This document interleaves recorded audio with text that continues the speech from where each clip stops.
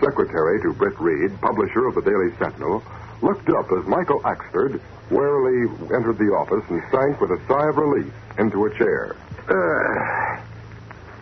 Me poor feet are killing me, that they are, Casey. And they caught me such a cold I can hardly talk. What on earth have you been doing all afternoon, Axford? What made you so tired? Walking, Casey.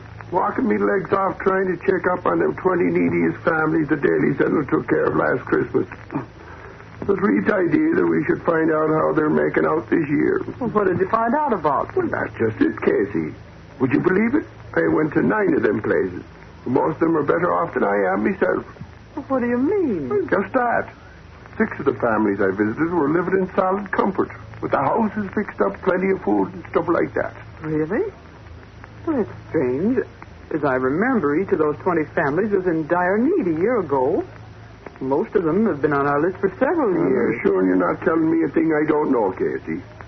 But some of them seem to have struck it lucky somehow during the past year.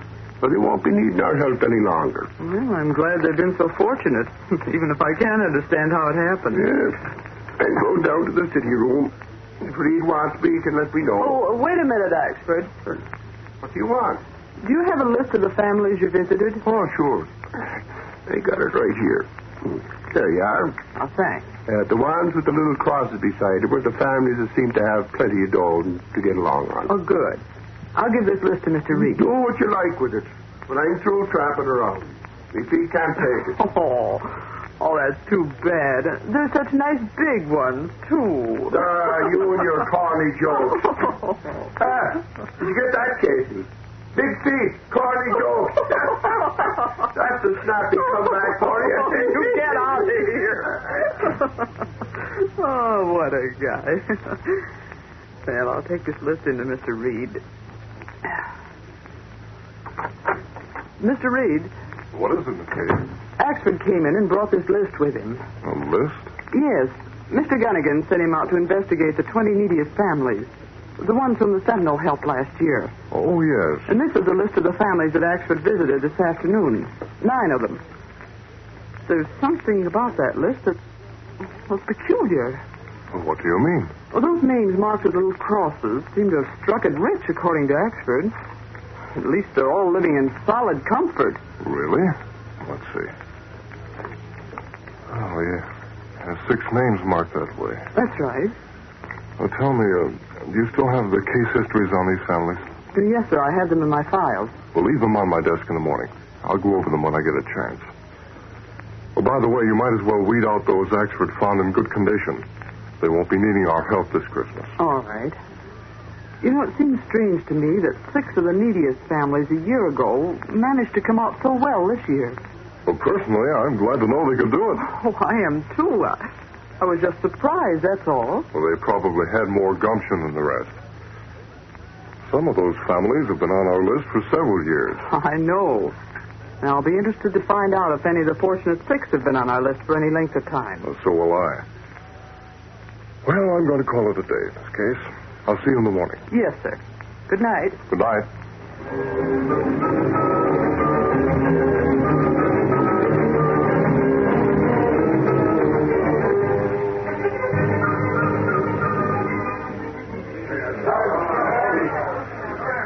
Good morning, Gunnigan. Axford. Hi, Chief. Good morning, Reed. What do you think about Spencer? Was it the morning edition? Ray Spencer, the big shot racketeer?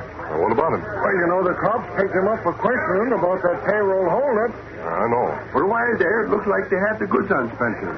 There was a witness who took the number and description of the holdup car as it left the scene, and it was traced to Spencer. Sure, he claimed his car had been stolen. No one believed that, Chief. That is, no one believed it till last night, Reed, when the cops were tipped off that some bum was flashing a big roll of dough in a Water Street bar. That's right, Chief. When they picked up the bum, the cops found some of the payroll checks on him. He confessed to the holdup. Sure, and that let Spencer in the clear. After all, if Spencer was innocent... Innocent ain't the word to use for that guy, Reed. Maybe he didn't pull the hold-up job, but to my way of thinking, he's done a lot he's managed to get out of. He's a smooth one, that Spencer. He sure is, Mike. He came out of prison with nothing. Yet within a year he buys a big nightclub and seems to have money to burn. Where it all came from is a mystery. The city could do well without men like Spencer. There doesn't seem to be anything that we can do with him. Seems to keep within the law. Well, he'll make a slip someday, mark my word. Well, I'm going on down to cops' headquarters. See you both later. So long.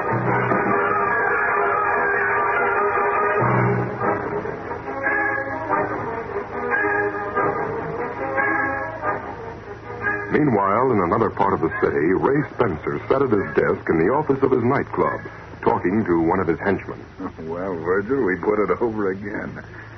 I must admit you're smart enough at times, even though you do talk like a dope. Oh, Chief, boss, thanks for the compliment.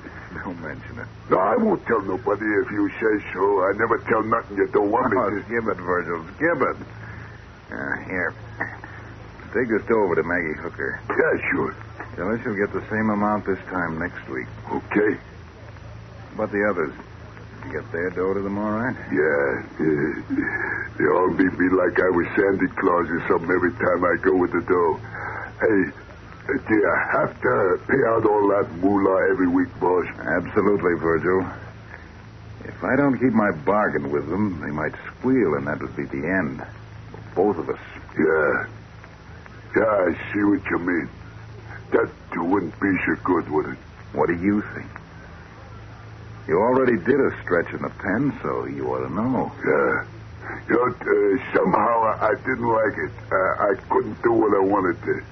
And they wouldn't let me go no place either. That happens to be the policy of prisons, Virgil. Get going before Maggie Hooker thinks we're giving her husband the double cross. I don't trust dames nohow. I ain't ever had no luck with them. Really? Yeah. I just can't imagine why, Virgil.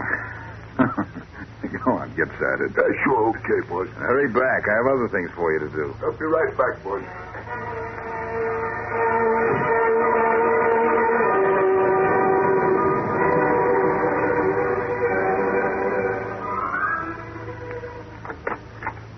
I brought in the letters you dictated this morning, Mr. Reid, and if you'll sign them now, I'll get them right out. All right. I'm glad you finished them. I'd like to have you do something this afternoon. Well, what is it? Well, since Axford gave up on those neediest families, I thought perhaps you could visit a few of the ones he didn't get to. Take a cab and turn in an expense account. Oh, fine. I'd like getting out for a while. Is there anything you want me to do here before I leave? Well, no. If you see 2 or 3 this afternoon, we'll have someone else finish the visits tomorrow. You'd better leave right away. Yes, sir. I'll leave right now. And I'll be back before 5 o'clock.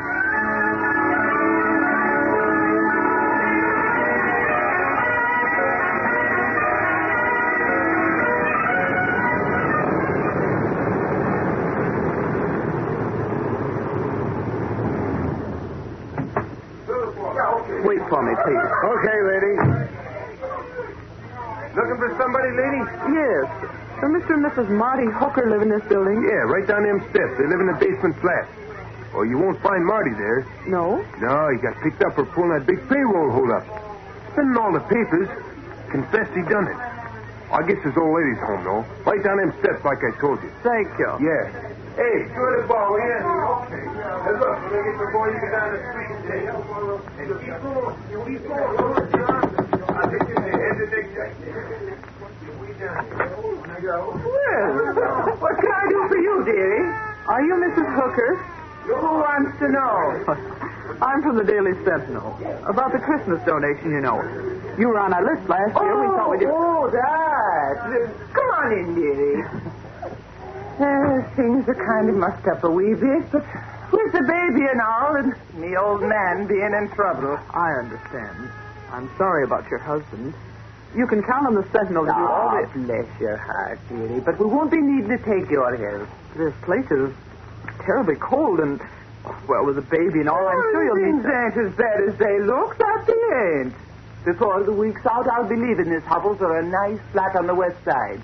From now on, Maggie Hooker and her baby will be living in comfort. That we will, dearie. Well, I'm glad to hear it, but I... Oh, I can see it in your eyes. You think I'm talking a bit of blarney. Saints be praised. It's the truth when I say we'll be living better without that no-good Marty than we ever lived with him around. Someone's offered to help you then? Well, is a weekly income that's been arranged. A distant relative who came into plenty of money. Oh? Now, don't you worry your pretty head about Maggie Hooker, dearie. And you can tell your newspaper we'll be needing their help no longer, thank heaven. I see. Well, thanks for seeing me, Mrs. Hooker, and I'm really glad things are going to be better for you. Sure, and after I get settled in my new place, look me up and drop in for a cup of tea. Thankful I am for what you did last year. Goodbye, dearie. Goodbye.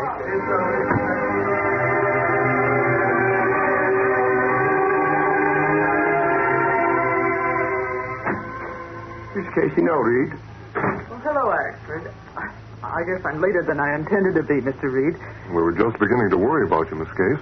It's almost 6 o'clock. How did you make out? All right. I went to 4 places. 3 of them are in just as bad condition as they were last year. The other one, though, won't need help this year. Well, that's another one to cross off the list, then. Now, what's the name? Hooker. The family of Marty Hooker. Mrs. Hooker says she's comfortably fixed from now on, and she intends to move to the west side. Her husband's in jail, I understand. Marty Hooker, did you say? Yes. Say, Reid, come to think of it, 'twas Marty Hooker who confessed to that payroll holdup they tried to pin on Ray Spencer and his gang. Really? Marty Hooker's his name, sure as I'm sitting here. Now, Miss Case, did Mrs. Hooker say where she was getting the money? Well, she was rather cagey about it. She said a distant relative decided to arrange a weekly income for her and the baby. Well, let's see that list. Well, according to this, the Hookers have been among the neediest families for the past 3 years. This windfall from that distant relative is rather sudden, it seems to me. It is that. Moreover, I've been checking this afternoon on those whom Axford reported as being in comfortable circumstances. Well, what did you find out, Mr. Reid? I discovered that in each of those cases, the husband is imprisoned, each one having confessed to a crime. You don't say. That's sure a coincidence, isn't it? Well, it seems mighty funny to me. Yes. It might not be a coincidence, actually. What then? Well, if I knew, I'd tell you. Say no. Maybe I'd better tip Sarge off to do a little investigating. To my way of thinking, all them guys that went to jail were in the same gang. And their wives know where they left some hidden stolen money. Oh, there you are. That settles the whole thing. Well, not exactly. As a matter of fact, though, there may be some connection between all those confessed crooks and some one man or some group on the outside. You got something there, Reid? Well, maybe. Mr. Reid, I was just thinking. Go on, Miss Case. Well, wasn't that racketeer Ray Spencer involved in the payroll holdup case before Hooker confessed? Holy crow. Do you think Spencer's pulling something, Reid? Well, what I think doesn't matter. The main thing is that the police get proof. And from what I've learned about Ray Spencer, if he is connected with Hooker and the others, getting proof against him is not going to be easy.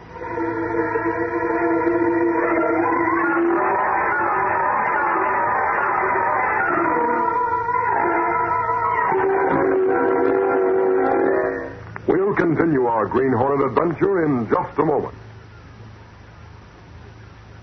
Now, back to the Green Hornet. After finding out that several men from the neediest families in the city had confessed to crimes and gone to prison, with the result that their families began receiving money, Britt Reid, young publisher of the Daily Sentinel, waited patiently for the result of the police investigation. It was several days later when Axford phoned from police headquarters. Hello? This is Axford. Well, what's up? I'm down at Top's headquarters. I was just talking to Sarge about that investigation. What's the result? Reid, they can't get anything out of any of those people. And Ray Spencer laughed in their faces when they questioned him. Well, Spencer may not be involved, but if he is, as I said before, getting proof will not be easy. Sarge says he thinks there's something funny about the whole setup, too. But it's all so tight they can't break it. I see. Well, if they do get any sort of a lead, let me know. Sure, Reid, that I will. See you later. So long. Goodbye, Axford.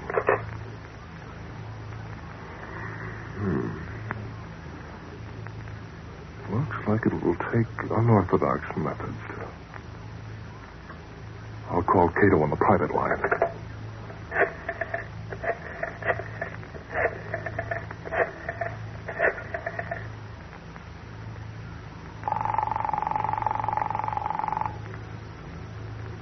Reid department. Kato, I have a job for you to do. Oh, it's you, Mr. Britt. What I to do? You know Ray Spencer? Ray Spencer? I see his picture in paper often. The old Nightingale Club. Right. And he has his office there. I want you to take the small coupe and go over there, shadow Spencer. Get to know by sight the men close to him. Be careful. What I tried to find out. Find out if Spencer or one of his men pays a weekly visit to the slum district. Yes, sir. I watch carefully. Good. Report to me as soon as you find out anything. Goodbye, Kato. Goodbye, Mr. Britt.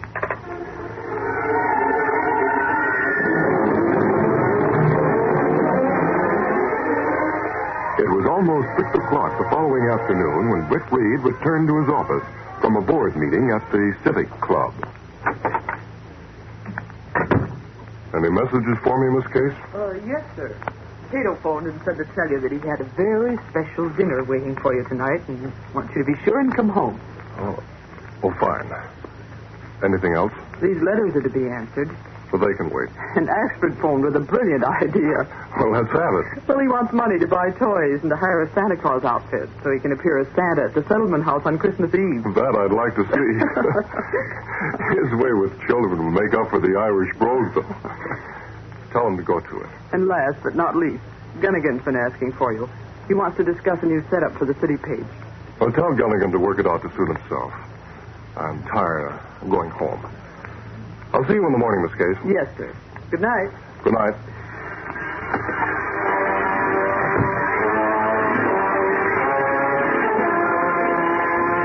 Britt Reid went to his apartment where Kato, his faithful Filipino valet, and the only person knowing his identity as the Green Hornet, was waiting.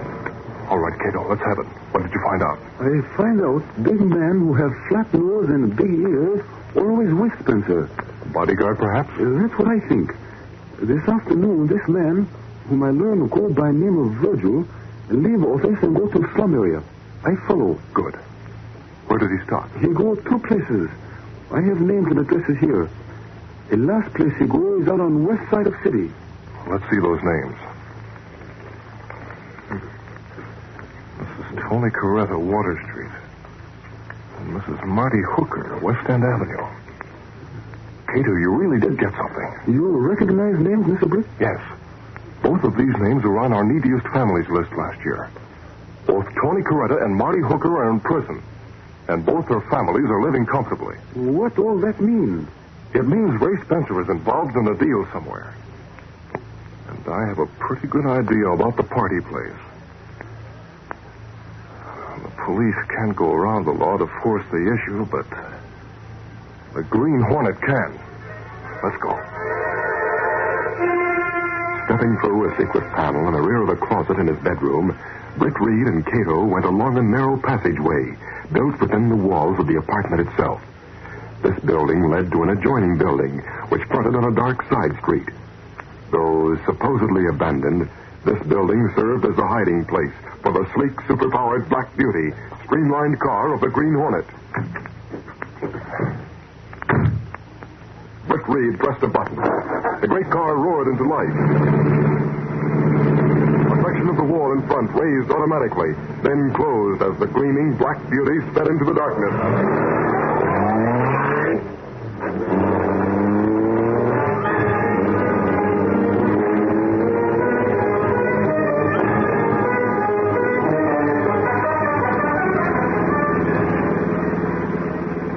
Where we go, Mr. Britt?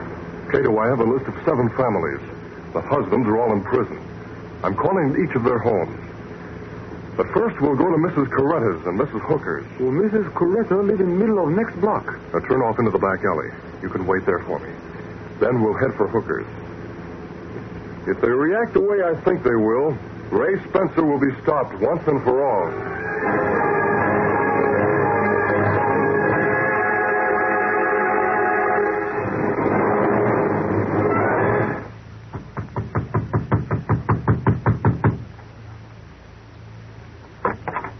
Mrs. Coretta? Maria Coretta, that's me. It's dark in the hall, but why you ask for me? I'll come inside. No. You'll not come in like that. That mask, it's not good. Please, you're not I won't worse hurt to you me if you than... do what I say. Give me the money you received this afternoon. Oh, you're making a mistake. I know how to get the money. Give it to me. Oh, sure, I give it. I give each thing in my bag. You just and I swear money, I get it. All right, give it here.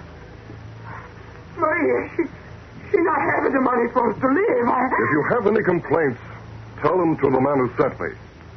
Mr. Ray Spencer. Spencer? He's sending you here? You heard me. I'll leave now. That's a big Spencer. He pulled the double cross. Double on my Tony. I make him sorry. I go shadow my Tony tonight.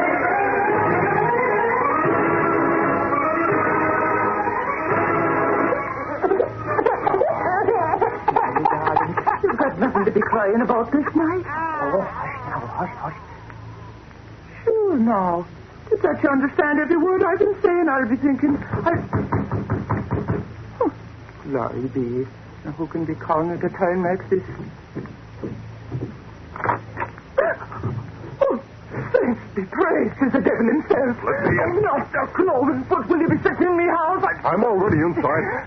Close the door. Sure, and I know you're that Green Hornet. But 'tis Maggie Hooker you're backing up against it. Give me the money you received a while ago. So that's it, is it?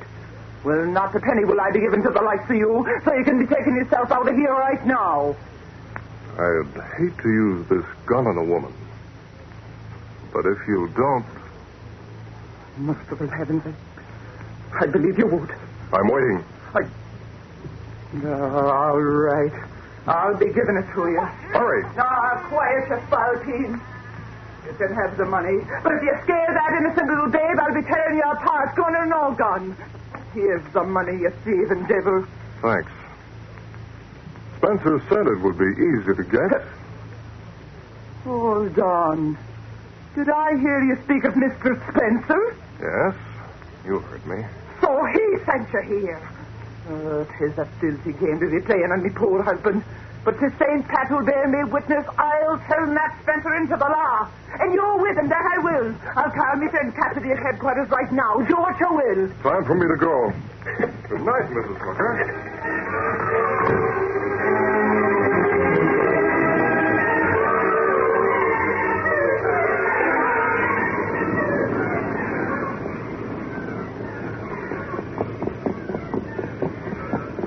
You, Mr. Britt? Yes, Kato. My plan's working out. Let's get moving.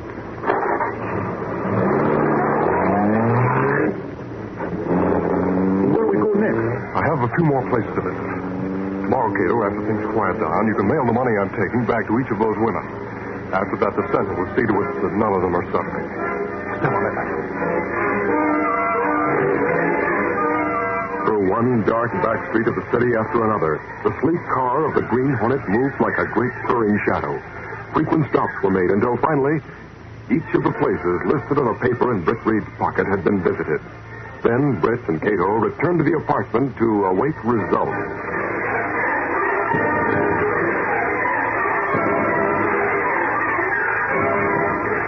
It was after midnight when Sergeant Burke entered the press room at police headquarters. What's the news, Sarge? Is there anything to it all? Plenty, expert. You did well to hang around instead of going out with the other seat. Give it to me, then. Hold your horses. I got to send a couple of the boys out. Cassidy, Yes, sir. take one of the boys with you and pick up Ray Spencer. Okay, right away. Ray Spencer? Why are you picking him up? We got a call from several women who claimed the Hornet came there and took back money Spencer was paying them.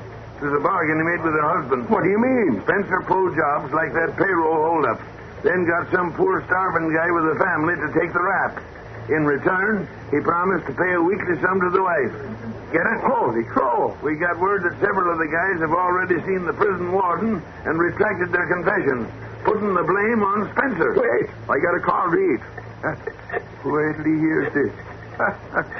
Boy, I got a scoop this time. So he thinks I don't bring in any news, huh? He'll find out. I bet he's sleeping. So what? Reid, this is Ashford. I might have known. Just when I get to sleep, you answer. Hold on, Reid. The cops are picking up Ray Spencer. He paid a lot of guys to go to jail for him. You know, those poor guys whose families were on our list. Well, what do you know? 'Twas the Green Hornet working with Spencer who broke things open. He went to take back the dough from the families.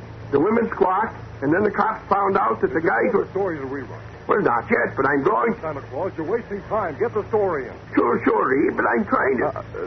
Did they pick up the Hornet yet? The Hornet? Now, hold on, Reed. Don't you know it's a tough thing? Call me when they do. Good night. Reed, I want to... Hung up on you, huh? Did they pick up the Hornet yet, he says. Then call me when they do. Phooey. Sometimes I think Reed's losing what little part of mind he has. That I do. You'll lose what little job you have if you don't get that story into the Sentinel. Holy crow. Give me that phone, quick.